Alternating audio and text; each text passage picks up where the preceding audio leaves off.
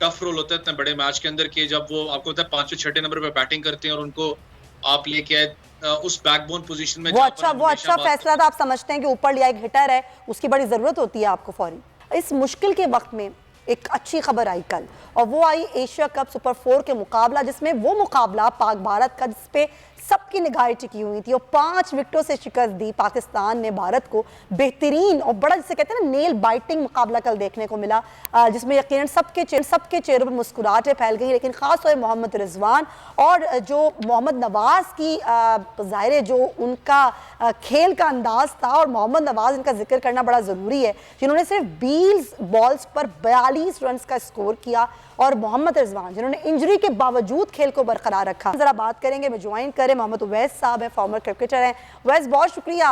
कल का मुकाबला तो बहुत ज़बरदस्त था, जैसे कहते हैं ना असाब शिकन मुकाबला था। हर बॉल पे ऐसा लग रहा था कि पता नहीं क्या हो जाएगा, लेकिन दोनों टीमों ने अच्छा खेला। भारत को भी हमें बोलते हैं बहुत अच्छा मुकाबला उन्होंने किया। अच्छा, हम इस तरफ ले गए कि चेजिंग मुश्किल हो गई, उसमें आपको गलतियां क्या नजर आई, मुझे ये बताइएगा, और आगे वाले मुकाबलों के हवाले से आप क्या कहना चाहेंगे पाकिस्तान के? देखिए, पाकिस्तान ने बड़ा एक जबरदस्त मुकाबला जीता। आपको पता, अनफॉर्चुनेटली जब हम इंडिया से पहला मैच हारे थे तो बड़ा थोड़ा सा एक्सपेक्टेशंस भी पाकिस्तान से मैं कहता हूँ थोड़ी सी होगी थी लोगों की कि क्या टूर्नामेंट में क्वालिफाई करेगा या नहीं करेगा।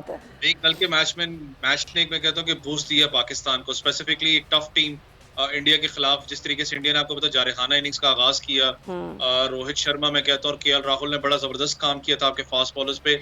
आपने नसीम को देखा होगा, नसीम शाह क्योंकि सेकंड उनका T20 मैच था, क्रिटिसाइज नहीं करना, यंगस्टर हैं, लेकिन उनका बॉल अंदर आता है, निप करता है अंदर, लेकिन उसको खत्म करने के लिए स्विंग को रोहित शर्मा जिस तरीके से अटैकिंग मोड के अंदर उनको सेटल नहीं होने दिया।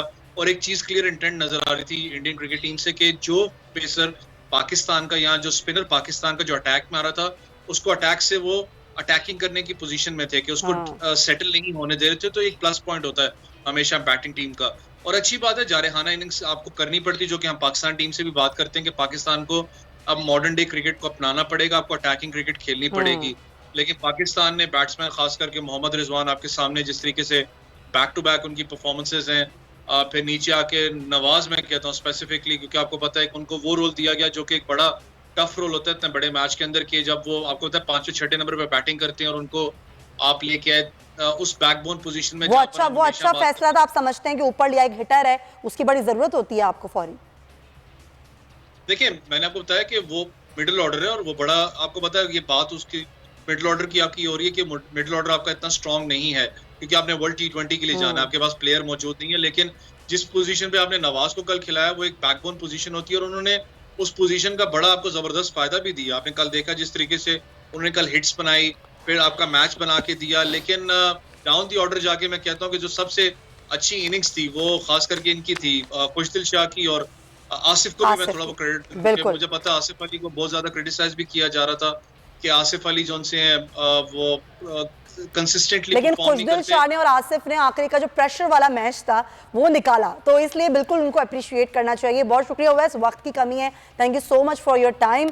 और जाहिर है अच्छी उम्मीद है अपनी पाकिस्तानी टीम से कि अच्छे मुकाबले देखने को मिलेंगे और फाइनल तक इंशाल्लाह ये पहुंचेंगे और ट्रॉफी पाकिस्तान ही लेकर आएंगे, इसी दुआ के साथ। एक बार फिर नंबर 1 सब्सक्राइब करें और बेल दबाएं ताकि कोई खबर रह न जाए।